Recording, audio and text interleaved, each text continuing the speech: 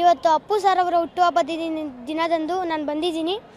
ಎಲ್ಲ ಫಿಲಮ್ನು ನೋಡಿದ್ದೀನಿ ಮತ್ತು ಅವ್ರ ಬಗ್ಗೆ ನಾನು ಇನ್ಸ್ಪೈರ್ ಆಗಿದ್ದೀನಿ. ಯಾಕಂದರೆ ಅವ್ರ ಲಕ್ಕಿ ಮ್ಯಾನಲ್ಲಿ ನಾನು ಫಿಲಮ್ ನೋಡಿದ್ದೆ. ಅವರು ಪರಮಾತ್ಮರಾಗಿ ರೂಪ ಬದಲಿಸೋದನ್ನ ನೋಡಿ ನನಗೆ ಅವ್ರನ್ನ ನೋಡಿ ಇನ್ಸ್ಪೈರ್ ಆದೆ. ಹಾಗೆ ಅವ್ರ ಬಗ್ಗೆ ಒಂದು ಡೈಲಾಗ್ ಹೊಡಿತೀನಿ, ಡೈಲಾಗ್ ಕಲಿತೀನಿ, ಕಲಿತು ಇದ್ದೀನಿ.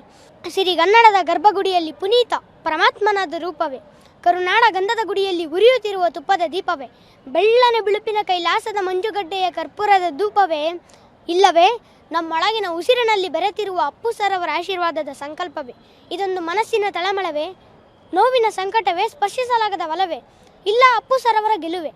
ಏನೋ ನನಗಂತೂ ಒಂದು ಅರ್ಥ ಆಗ್ತಾ ಇಲ್ಲ. ಒಟ್ಟಿನಲ್ಲಿ ಅಪ್ಪು ಸರ್ ಆಡ್ತಿದ್ದ ಒಂದೊಂದು ಮಾತಿನಲ್ಲೂ ಅರ್ಥವಿತ್ತು. ಆ ಅರ್ಥದಲ್ಲಿ ಬಹಳಷ್ಟು ಭಾವನೆಗಳಿತ್ತು. ಆ ಭಾವನೆಯಲ್ಲಿ ಬೆಟ್ಟದಷ್ಟು ಪ್ರೀತಿ ಇತ್ತು. ಆ ಪ್ರೀತಿ ಒಳಗೆ ಅಭಿಮಾನಿಗಳೇ ನಮ್ಮನೆ ದೇವರು ಎಂಬ ಕೊನೆಯ ಉಸಿರಿತ್ತು. ಕೊನೆಗೆ ಆ ಉಸಿರೇ ಆತ್ಮಲಿಂಗದ ರೂಪವಾಗಿ ಇಲ್ಲೇ ನೆಲೆಸಿತ್ತು.